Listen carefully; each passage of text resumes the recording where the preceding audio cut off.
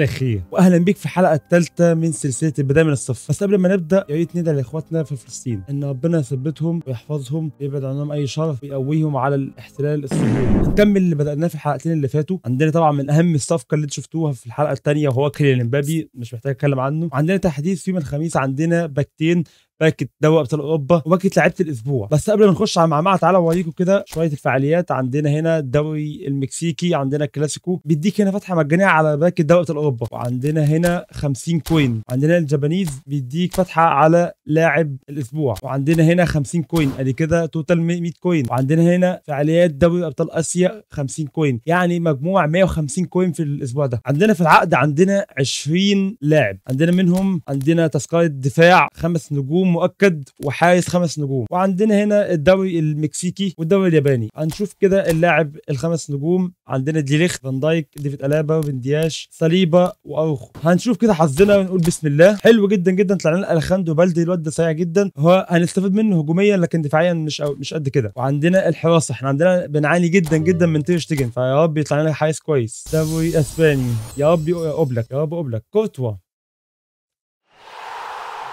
للاسف انا مش هلعب بيه عشان ده بيدعم الكيان الصهيوني. نستفاد بال10 نقط. وعندنا فتحتين الاسبوع، عندنا دوري ابطال اوروبا وعندنا الفتحه بتاعت لعيبه الاسبوع. ونقول بسم الله ونفتح اول فتحه على يا رب يطلع لنا مارتينيلي. دوري اسباني، لينو حلو، الباك الشمال بتاع اتلتيكو مدريد كويس جدا، بس الصراحه دي ماركو لا يعلى عليه، بس ماشي. ارقامه ممتازه جدا جدا، السرعه 92 والتسارع 91، يعني هو هجومي شويه. وعندنا اللاعب ده ظهير مهاجم يعني بيتقدم، وعنده السرعه 92 والتسارع 91 كويس جدا، التحكم في كوره 85، جايب الكوره 87، التمرير المرتفع اللي هو اللوفتد باص 73، مش حلو خالص بس ماشي نبقى نجربه. وعايزين نشوف اهم الباكه اللي احنا هنفتح عليها 3 فتحات ان شاء الله، يا رب يطلع لنا اهمهم فينيسيوس جونيور، يا رب ما يطلعناش شتيجن ولا باريلا. اهم حاجه احنا عايزين فينيسيوس جونيور. ادعوا معايا كده ونشوف. فيها توماس مولر، فيها بيدرو، وفيها برومو سانشيز، وفي الفودن. لا ان شاء الله هيطلع لنا لاعب كويس. والمجانيه لو طلع لنا فينيسيوس جونيور فهنحوش ال 200 كوين او ممكن نفتح على مارتينيلي. ونقول بسم الله. 5 نجوم، دوري انجليزي، اتوقع في الفودن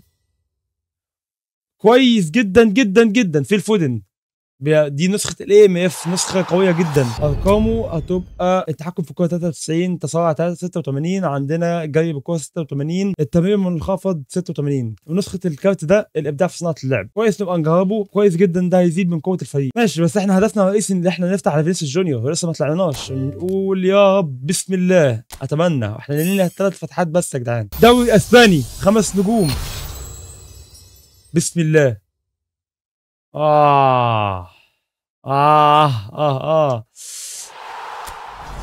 يعني اتمنى والله اللي هو يكون حارس كويس. ارقامه وعي 91، الردود فعلا 94، القفز 73، يعني مش هينط خالص، مساك الكوره 80. هنجرب البطاقه دي نقارنها ما بين البطاقه الثانيه. اخر فتحه معانا دوري ايطالي، اولدي ولا مين؟ باريلا، بيدرو.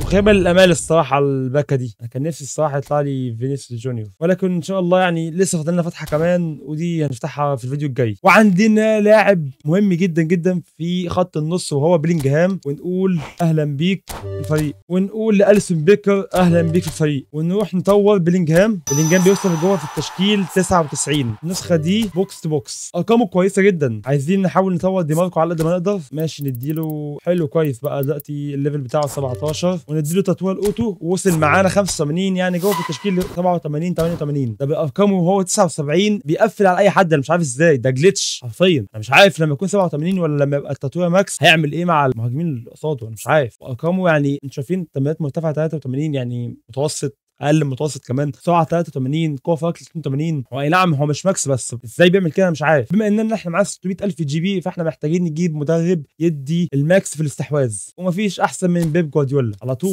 على طول تير شتيجن بقى من 97 ل 98، وارقامه يعني نوعا ما بدات ردود الفعل المفروض يكون عالي جدا 96. لما نشوف جوه الملعب هيبقى عامل ازاي. عندنا دي ماركو بقى 88 مظبوط زي ما انا توقعت. وعندنا فيل فودن بقى 98، بيلينجهام 99، انخيل كويس 96. كويس يعني الفريق بيعلى سنه سنه. عندنا بيدو 95. بيدو ده عايزين نبقى نجربه بس يبقى ينزل بديل، ممكن مثلا ينزل مكان ميتوما مكان جالينيو. بس اهم حاجه عايزين دلوقتي ننزل فيل فودن مكان نيمار، نجرب الناس الجديده، وننزل لينو مكان دي ماركو، وننزل بيلينجهام مكان ميرتنز. بس بيلينجهام النسخه دي سي اف مش بيلعب اي ام اف. ودي التشكيله اللي وصلنا لها في فيديو النهارده. اتمنى تكون يعني اتطورت بنسبه كبيره. الحمد لله عندنا قوه جماعيه 2910 ولسه كمان هنطور اللعيبه. احنا ما عندناش نقاط تدريب، محتاجين نلعب شويه. انا شايف ان خط النص عندنا بقى شديد، فيل فودن بيلينجهام كازيميرو، اعتقد ده ما فيش احسن من كده حاليا. وعندنا كيليان امبابي كان نفسي يطلع لفينيسيوس جونيور ولكن لسه في فتحه ان شاء الله هفتحها في الفيديو الجاي. وعندنا صلاح للاسف انا كان نفسي يطلع يتكلم عن القضيه الفلسطينيه ولكن هو غالبا مضغوط عليه، مش عارف ما بيتكلمش ليه.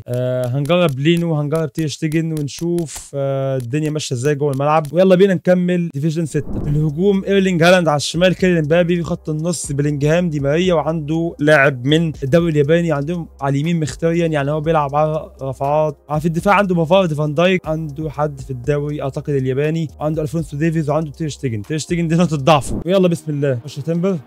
بلينجهام سريع. اول هجمه صعبه من هالاند، صعبه الهجمه دي. اوعى يرفع ولا ده كازيميرو. صعبه دي يا ساتر يا رب. انا مشكله يعني تير شتيجن انا مش عارف يعني مسافه بعيده شويه، يعني ممكن يعمل ردة فعل احسن من كده مع ان ردة فعل عنده 96. واحده كده باور شوت، واحده كده يا ابن اللعيبه يا بلينجهام. يلا فودن، عايزين نشوف كده فودن سريع خفيف خفيف على الكوره. ماشي نشوف كده. ايوه خفيف قوي خفيف قوي خفيف قوي قوي قوي. ايه ده يا فودن يا ابن اللعيبه، فاجئني الصراحه. بيلي حلو، واحده كده باور شوت ما جاتش يا راجل. حلو حلو حلو. يا الشوتنج شكله عند فودن سيء، انا ما اعرفش هو عمل ايه الصراحه. يلا فودن، يلا فودن، يلا صلاح، يلا صلاح. جت جت ماشي. صعبه دي صعبه دي. يا نهار اسود يخرب بيتك يا هالاند. ده ديليخت ما عرفش يعمل حاجه مع هالاند خالص. يلا يا فودن يا ابن اللعيبه يا فودن. اوف تشتغل عنده مسخره. محتاجين ننزل بودلة، هننزل ميتوما مكان جالينيو، هننزل نيمار مكان فودن، وهننزل بيدرو في مكان انا عارف اللي هو غريب شويه بس هننزله مكان صلاح. عايزين برضه نجربه. صعبه دي صعبه دي. حلوه تير شتيجن. اللي لحد دلوقتي انا مش شايفه اللي هو يعني ليه دفاع يذكر. انا يعني دي ماركو انتوا كنتوا بتشوفوا كان دايما بيقطع ويتقدم ويرجع يرجع يتقدم ويطلع ويتقدم وكده، لكن ده للاسف انا مش يعني يمكن عشان ده برضه اول ماتش فمش نحكم عليه من على طول، خصوصا ان هو بيهاجم من النص مش بيهاجم من الاطراف. والماتش الاولاني يخلص لينا بفوز 2-1، جبنا 3 نقاط. ويلا بينا على الماتش الاخير، اتوقع ده اللي هنفوز نتاهل لديفيجن 5. الماتش الحاسم نتاهل لديفيجن 5. نشوف الخطه اللي قصادنا. مع كيليان امبابي نسخه جديده من منتخب فرنسا، سون وصلاح النسخه ال100. احنا عندنا نسخه 98 او 96. ليونيل ميسي، جانوجلو، كازيميرو، باستوني، ديميرال. الواد ده شكله تركي ولا ايه؟ عنده ديدا الصراحه ساعات بيكون محلات بس يعني ماشي. ونشوف عندنا مين يا رجاله. تيمبر مش جاهز. تعال عندنا في هنا مدافع للاسف مفيش، فهنلعب بتيمبر وربنا يستر من اخطائه. وهنبدا ببيدرو مكان جالينيو. بسم الله. الماتش الثاني في ديفيجن 6 ان شاء الله يكون ماتش الحاسم ونتاهل منه ديفيجن 5. عدى صلاح فاول. عايزين نشوف مين يعني، احنا محتاجين لاعب يكون بيشوط كويس زي ابو حمام بشر يكون موجود دايما في التشكيل بدل كيليان امبابي. بس هنجرب نشوف مثلا دي ممكن تيجي يعني ماشي. كسبنا منها ركنيه كويس. صلاح ودي ليخت. حلوه دلوت. حلو. يلا فودن عنده دبل تاتش. يلا يا فودن يا راجل. الشوط عنده سيء جدا. احنا محتاجين نعمل تبديل. هنطلع بيدرو الصراحه تقيل جدا ومش نافعنا. هننزل مكانه ميتوما وهننزل انخل كويه مكان صلاح وبس كده. احنا محتاجين يا جدعان نعتمد على كيليان عشان كده مش هينفع خالص. يلا كيليان بس بتاعتنا كيليان.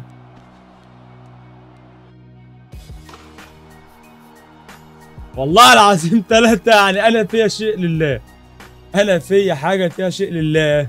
لسه بقول لك لازم نعتمد على كيليان قال لك بس خلاص كده شكرا انت يا معلم اتاهلت. وش كده لا بيلينجهام بقى يحنكش ولا فودن يضيع ولا اي حاجه. يا باشا ده خد وبشماله في البعيده دي، ده ما عرفش يعمل اي حاجه. يلا كيليان، يلا يا كيليان. كيليان بيدلعنا، كيليان بيدلعنا مش زي الفيديو اللي فات. كيليان مش طبيعي يا جماعه، انا مش عارف يعني ازاي يخلي لك يا اخي الصعب سهل في لحظه. يلا كيليان، كيليان والثالث، كيليان والثالث.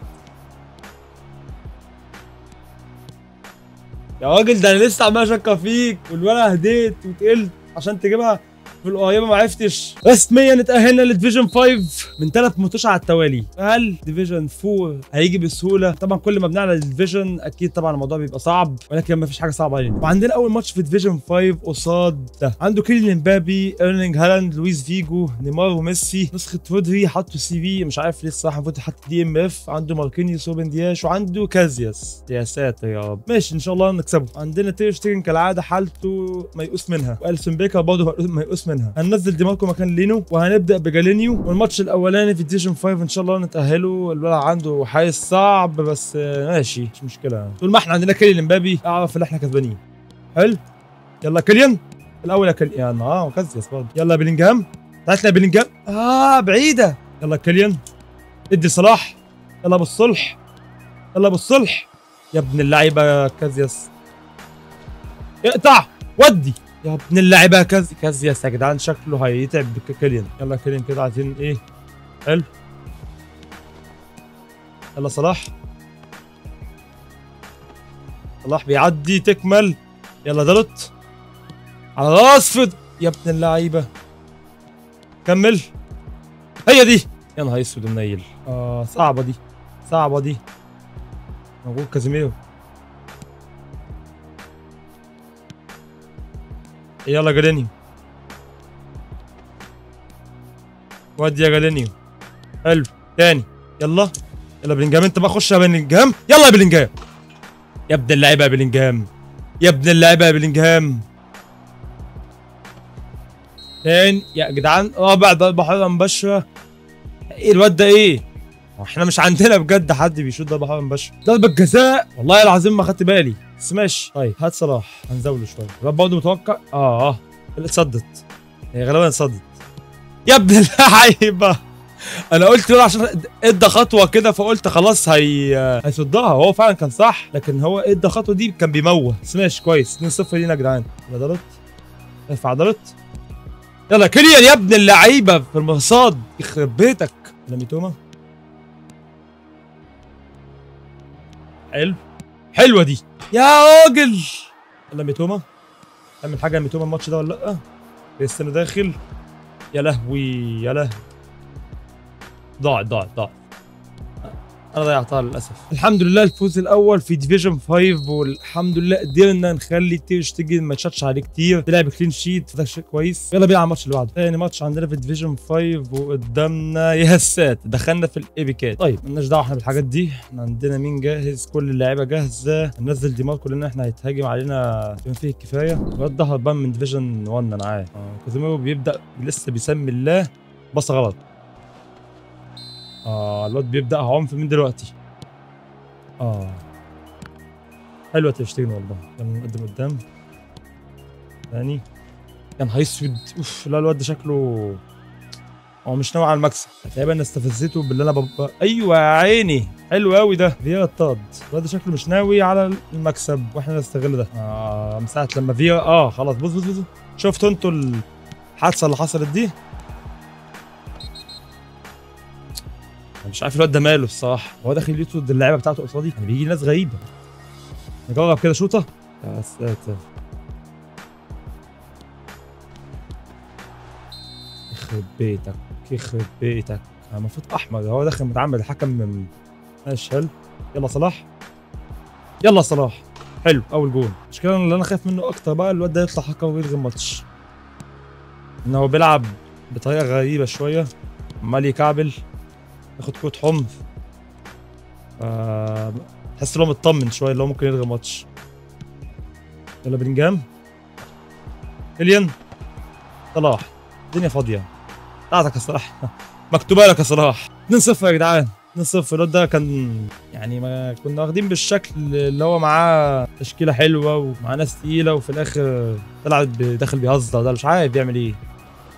يا لهوي يا نهار اسود، كيليان اتصاب يا ابن ماشي هو احمر، بس يا رب كيليان يقدر يكمل الماتش. شوف الدخل على، شوف يا نهار اسود ومنيل، ايه ده؟ انا مش فاهم والله الصراحه، هو دخل يهزر ولا ايه ده؟ مش فاهم، بس كويس يعني كان في صالحنا وكسبنا. والماتش الاخير عندنا في حلقه النهارده، الخصم اللي قصادنا الترتيب 1100 على العالم من ديفيجن 1. ربنا يستر. شوف خطته، الواد ده غالبا هاكر مش طبيعي. هي ماشي، هو بيلعب يعتبر باغلب اللعيبه النسخه البيزك، المفروض على الخط النص عنده فاضي، يلعب اتنين بس لما نشوف بقى في ارضيه الملعب هل هو هاكر ولا ايه الدنيا. وعندنا مين بقى جاهز؟ الكل جاهز. هنلعب بديماركو. انتوا شايفين ميتو مش هنقدر نلعب بيه خالص، وبيدهو ممكن ننزل توسط للشوط الثاني او جاينشو. الماتش ده غالبا هيكون صعب جدا، لان الولد الترتيب مش عارف ازاي جاب الترتيب بالتشكيله دي من اولها. النت بيقطع، انا متاكد ان ده هاكر يعني، بس هنجرب نشوف اللي هيحصل. ده متوقع والله، انا متوقع ان ده يحصل، وفعلا بعد كده بقى نبلغ عنه. متوقع ان ده يحصل. اخر واحد اللي هو جي ده، شوف كده يكسب يا معلم بدون اي حاجه. عايزين ايه؟ العبث في الشبكه، استخدام برمجيات غير قانونيه، بكل بساطه. اديك شفتوا الترتيب الاعلى وصل له 501، والحالي ترتيب 1177 بالتشكيل ده، مش منطقي. بس كده دي كانت نهايه حلقتنا النهارده. لو عجبتك الحلقه ما تنساش اللايك الحلو بتاعك، ما تنساش تشترك في القناه. بس كده.